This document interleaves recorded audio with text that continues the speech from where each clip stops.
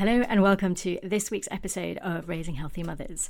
If you listened in last week, you will have heard about how to start tracking your gut health so you can see whether your body is trying to tell you something. I hope you found that helpful. This week, I'm going into a little bit more about your gut microbiome and actually what is going on in there and how you can help it by eating the right things.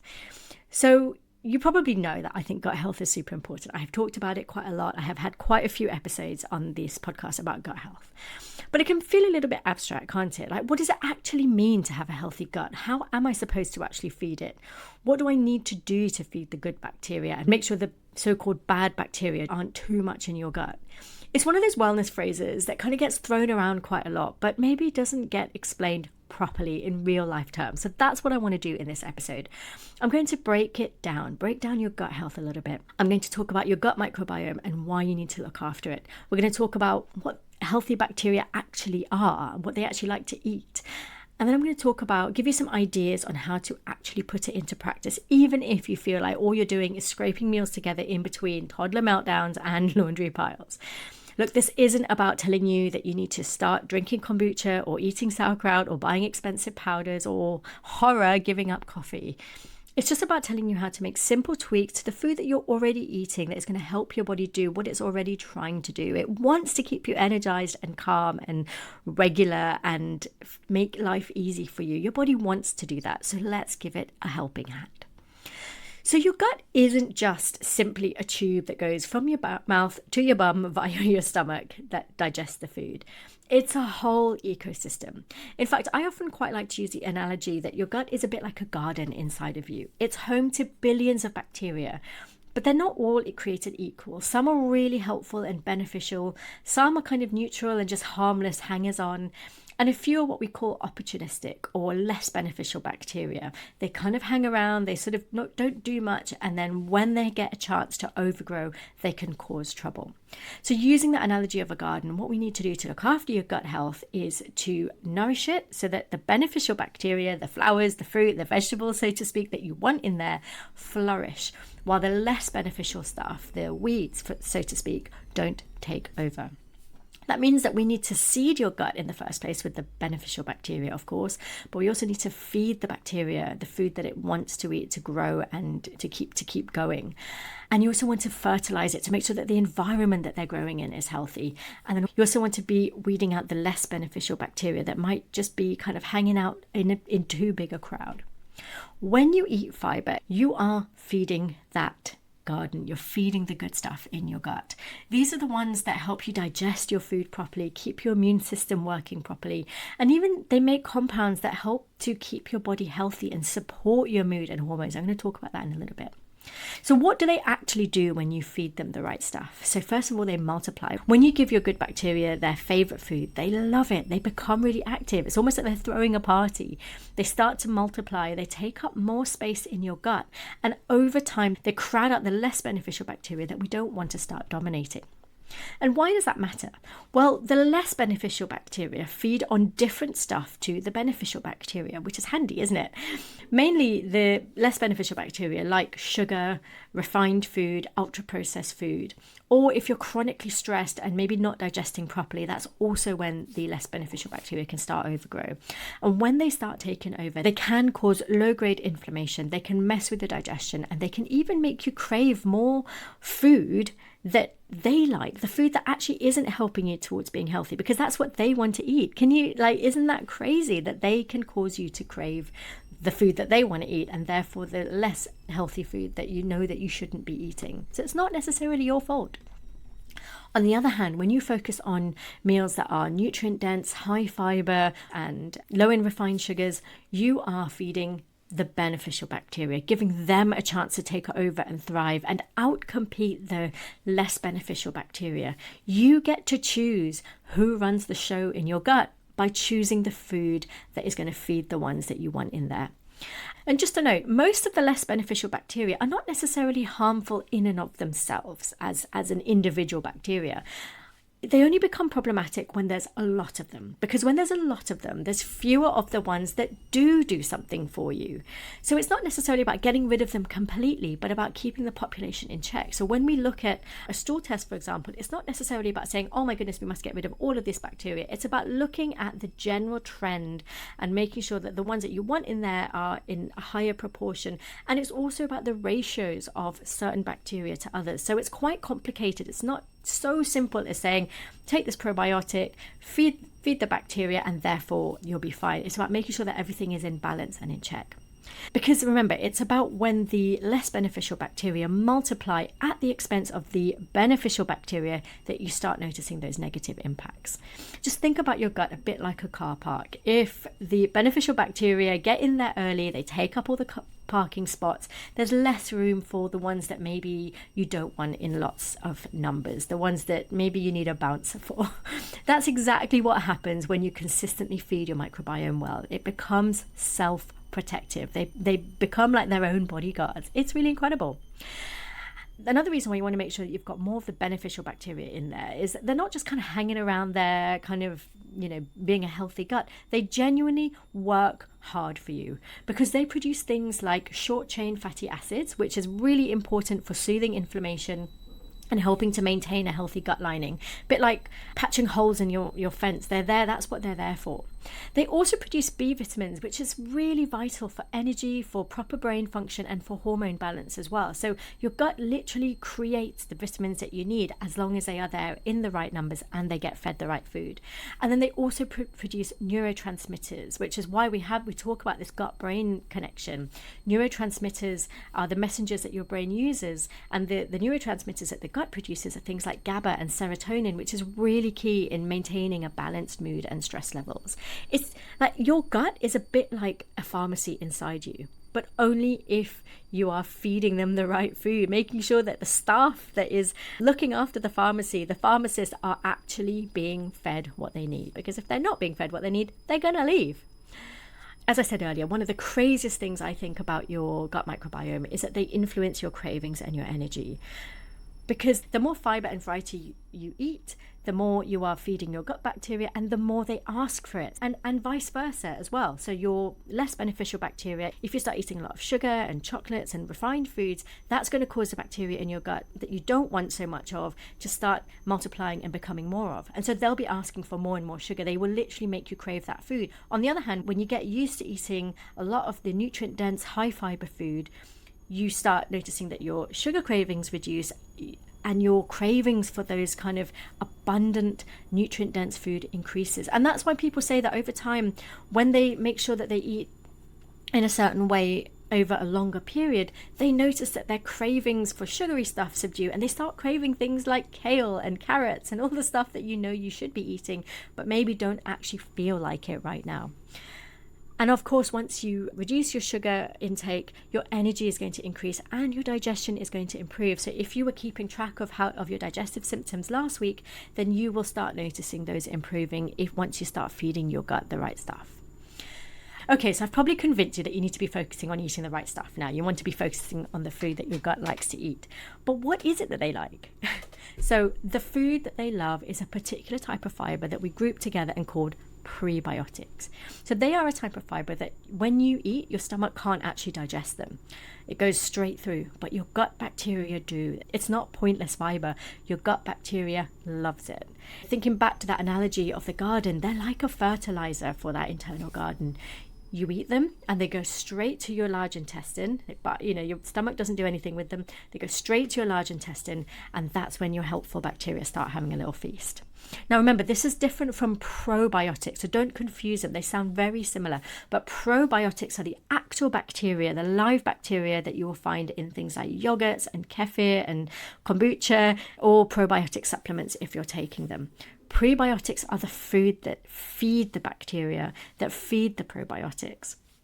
So I know it sounds very, very similar, but it's really important to have that distinction, because Both are important, but in day-to-day life, prebiotics are probably the one that you are coming across more often and are more important to make sure that you're getting in, because your gut already has bacteria living in it. Even as a fetus in your mother's womb, you are already getting exposed to different bacteria that make its way into your gut when you're born, when you're breastfed, and all of those things.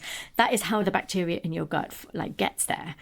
And they will stay there. I mean, there is a turnover, of course, but your gut is never sterile. There is always going to be bacteria in there. So actually eating the probiotic food is less important than making sure you're feeding it, because if you're feeding it, then the bacteria that is already in there is going to multiply. And remember, we want the beneficial ones, the ones that are going to help us with our energy and our mood and our hormones to multiply.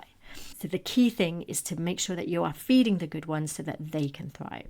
So where can I find probiotics? You're probably thinking to yourself. They're in lots of everyday plant food. Things like onions and garlic, leeks, asparagus, Jerusalem artichokes, oats, beans and lentils, bananas, especially if they're slightly green, apples and pears, make sure the skin is on. And also, interestingly, a particular type of fiber is found in potatoes, pasta and rice and other grains that have been cooked and then cooled down. The important thing is that you cook them and then you cool them down and either eat them cold or reheat them. And what happens is that the starch fibers in those foods kind of rearrange in a way that just is called resistant starch, and your gut just absolutely loves it. Now, before you think, well, I'm not going to start eating Jerusalem artichokes anytime soon. I know what they've done for me before. Honestly, I've been there too. If you've had Jerusalem artichokes, I feel your pain. But don't worry, actually, it's not about necessarily introducing weird and wonderful food. It's actually more about just making sure that you are eating things like onions and oats, and all of those foods that I've just listed are going to really help to feed your bacteria. Like I said, it's food that you're already eating. It doesn't have to be fancy. So just a quick recap, just because I've talked about quite a lot here. When you feed your good gut bacteria, they grow in number. They take up more space. The less helpful ones can't overgrow. They reduce inflammation, and they actually support your energy, your hormones, and your mood. So if you are someone that often feels foggy, low on energy, maybe gets bloated, remember we had that food and mood diary that I talked about last week. So if you started keeping that diary over the last week, you might notice some of these things coming up.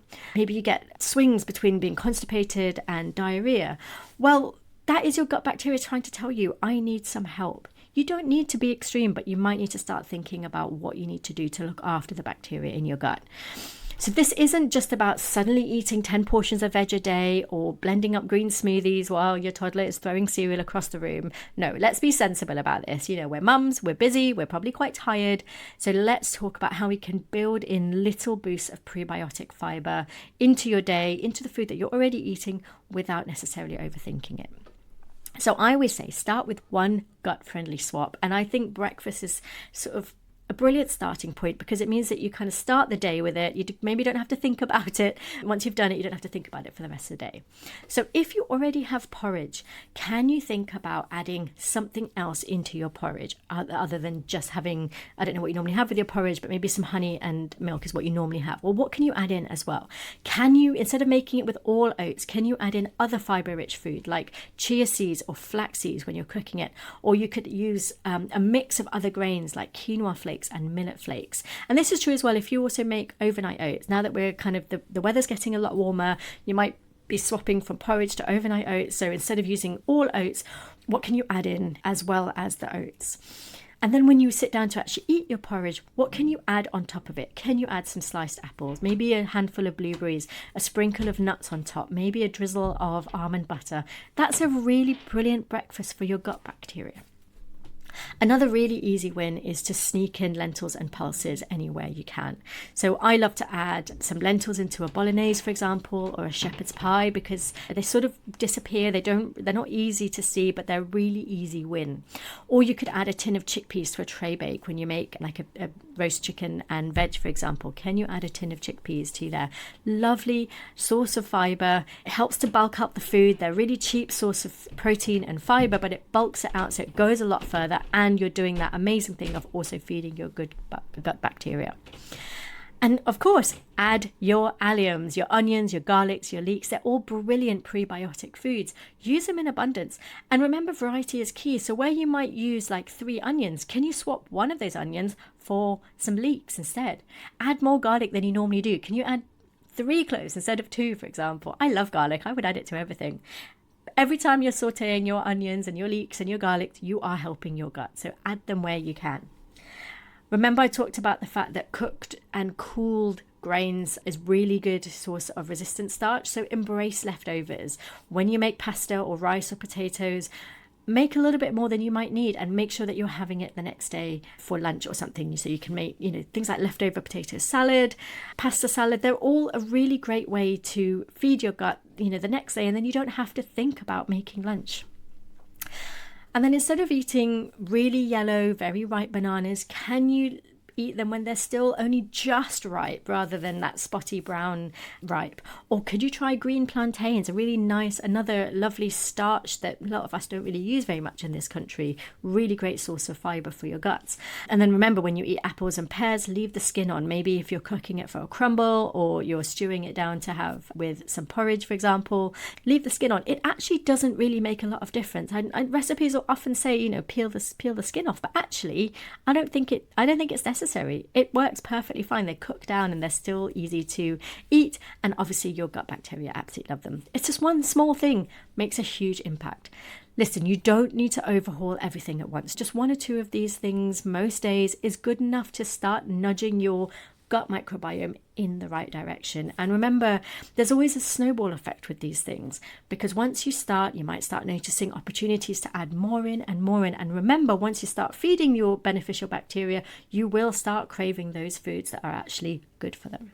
And once you start looking after your gut bacteria like this more regularly, you might start noticing less bloating, more regular digestion, steadier energy, fewer cravings or cravings for different food that you weren't expecting, just a general sense of, I feel much more balanced.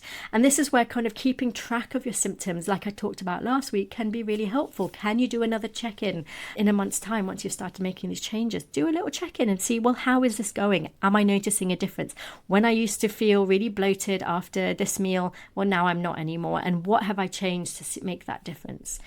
Remember, it's not instant though. It is going to take a little bit of time. The key is consistency. You wouldn't just water a plant once and expect it to thrive. You have to keep looking after it. And the same goes for your gut, of course. And also just a word of caution here. If you're not used to eating a lot of fiber, please go slow. Maybe add 1 prebiotic rich food every few days and make sure that you are drinking enough water, because your gut really needs fluid to keep things moving. And if you actually notice that your symptoms get a lot worse when you start introducing these prebiotic foods in, then maybe it's time to have a little check-in. You can get in touch with me and I can talk you through what might be going on, because sometimes when you have too much of the less beneficial bacteria in there, eating a lot of fiber can really cause a little bit of confusion in there. So it's worth making sure, just kind of having someone keep an eye on you. So there you have it. Your gut is alive and well. They just want to be fed the food that they like to eat. It doesn't need to be perfect. You just need to be intentional. A sprinkle of seeds here and an extra lot of lentils there, a green banana instead of a biscuit can really help tip the balance in favor of the good guys. So if today's episode has got you thinking about how to support your gut in a gentler, more realistic way, especially if you're curious about foods like cold potatoes and other easy wins, then I'd love for you to check out my Gentle Gut Guide. It's a free 5-day email series where I go into all of this in a lot more detail, including a whole email just on prebiotics with some really simple food ideas to help feed your good gut bacteria. The emails are really short, they're very practical, and they're designed with you in mind. I know you're tired, I know you don't have a lot of time, so I've designed it so that it just makes it really simple to take in the information and then make the changes. So you can start feeling different quite quickly if you keep going with them without the overwhelm. So you can sign up using the link in the show notes, or you can find it in my Instagram bio. Thank you so much for listening. As always, I'd love to know what you think. If you do start making some changes, do you notice a difference? And I will see you again next week for the next episode of Raising Healthy Mothers. Bye for now.